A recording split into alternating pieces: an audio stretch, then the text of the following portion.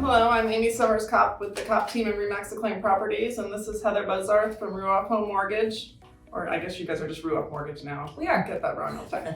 And we are doing our second video in our series on common questions for home buyers. So this is our second one. We talked about a couple things last time if you want to go back onto the YouTube channel and check, but today we are talking about, Heather?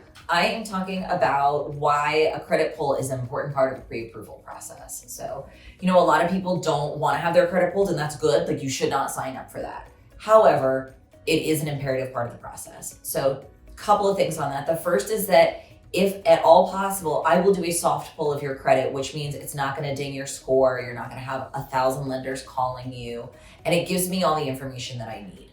The hard pull is what most lenders do, and that's the one where if you have a lot of them, it starts dinging your score.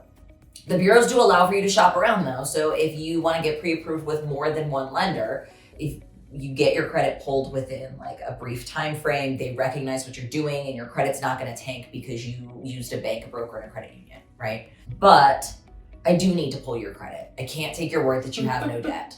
I need to see what's on there. I need to see if you filed bankruptcy. I need to make sure your name is associated with your address. So I do have to do a credit pull, but a soft pull is the most painless way to go, and that's what I always try and do. And folks, don't be scared. Like, people worry that they have one little small thing on their credit and they instantly can't buy a house. You'd be surprised.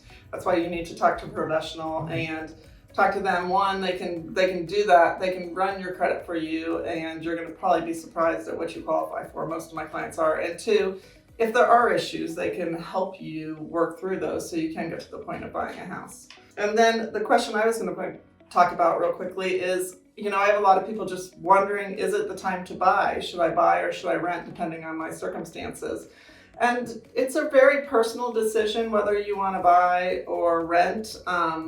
Every market's different. In our local market in Monroe County, I usually tell people if you are going to be in a home for 2 years or longer, 2 to 3 years, you're probably in a pretty good safe position to buy. You do have the cost of home ownership and maintenance and things like that, but then there's the positive of owning your own home, being able to make it the way you want it, and build equity in the process. So that's another question. It's a good topic of conversation to have with a realtor.